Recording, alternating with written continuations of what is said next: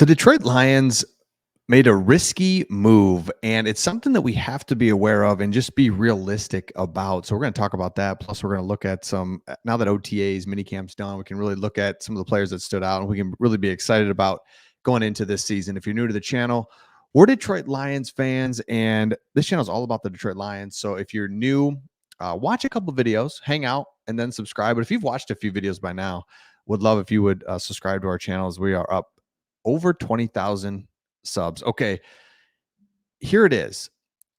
DJ Reader. We signed the star nose tackle to a 2-year deal worth up to $27 million.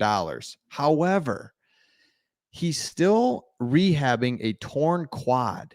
Now, here's why this is injury or is risky is because this injury is something he's had a couple of these torn quads.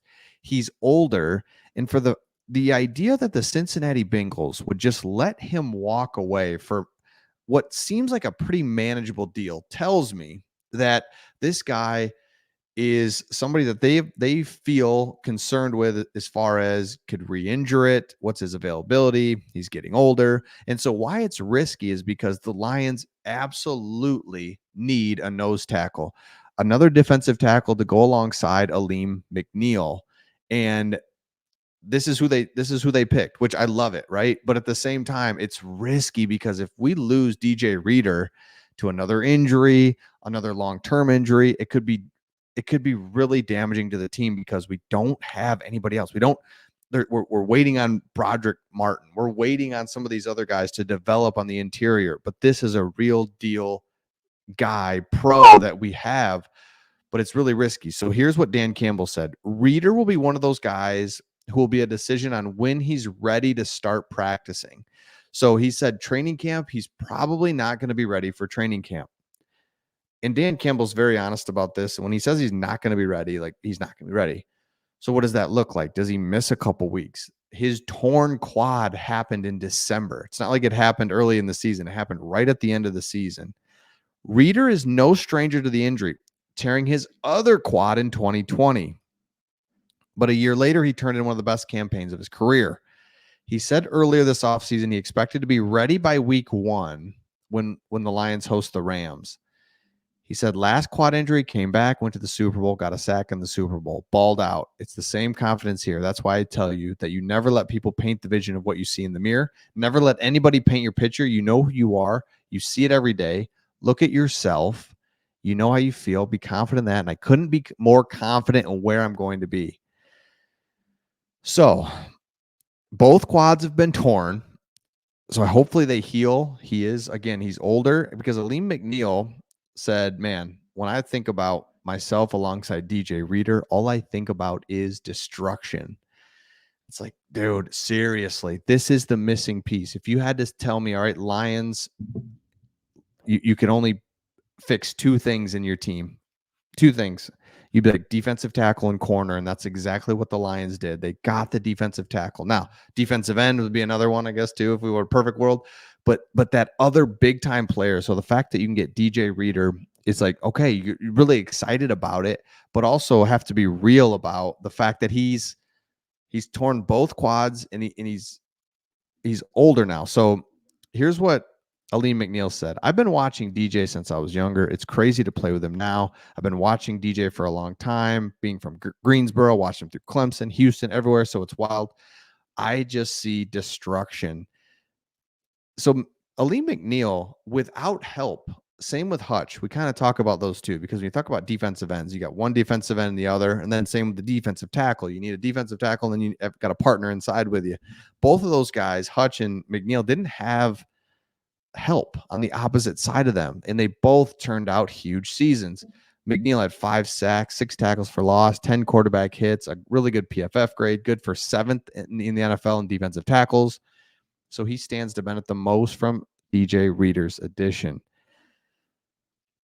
So take that over and look at which players offseason hype are you actually buying into. So this again is from Pride of Detroit, and they went through, and I agree with this. That's why I wanted to show this article. I agree with what they're saying here and the way that they're saying it, because there's so much hype out there, and it's great, it's fun. What the heck else are we doing? It's summertime. You're talking about who's gonna who's going to shine, all this.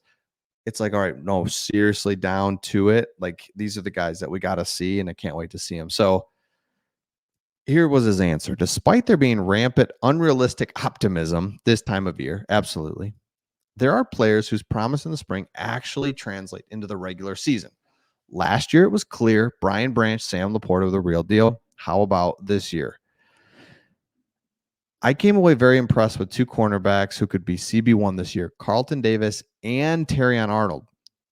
Of course, it's worth pointing out that Detroit's receiver group is still figuring things out behind Amon-Ra St. Brown, but the physicality and the stickiness of Detroit's outside corners was noticeable and extremely promising.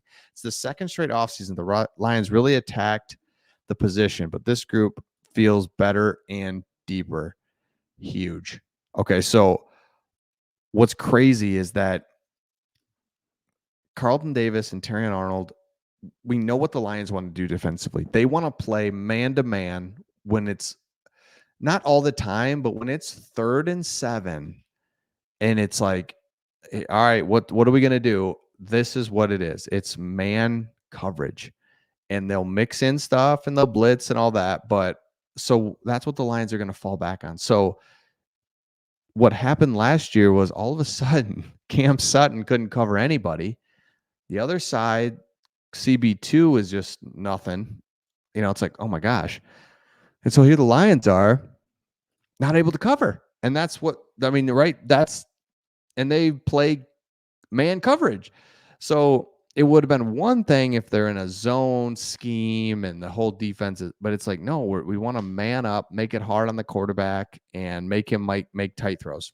And if they can do that and they beat you, then that's fine. But no, it was like guys running wide open, one missed tackle and he's gone, one little thing here, one little thing there. And it was just brutal. So I love seeing that those guys are standing out this in the off season. All right, next. Next one was, oh no, that was it. I thought they had another one. Okay. Anyway, subscribe if you haven't. Love where the Lions are headed. Another successful season is coming. Just kind of depends on what, right? This is like what you always dreamed of. It's like before it was like, can we win? Now it's like, yeah, we're gonna win. It's just like, are we gonna win the division? Are we gonna be like in the wild card? Right? I mean, it's hard to see the Lions losing 11 games and going like 6-11 and missing the playoffs. Like that's not going to happen. This is a really talented team just like that with guys entering their second year that are going to explode, and Sam Laporta, Brian Branch, Jahmyr Gibbs. I mean, it's just crazy. So let me know your thoughts in the comments and we'll see all of you on the next one.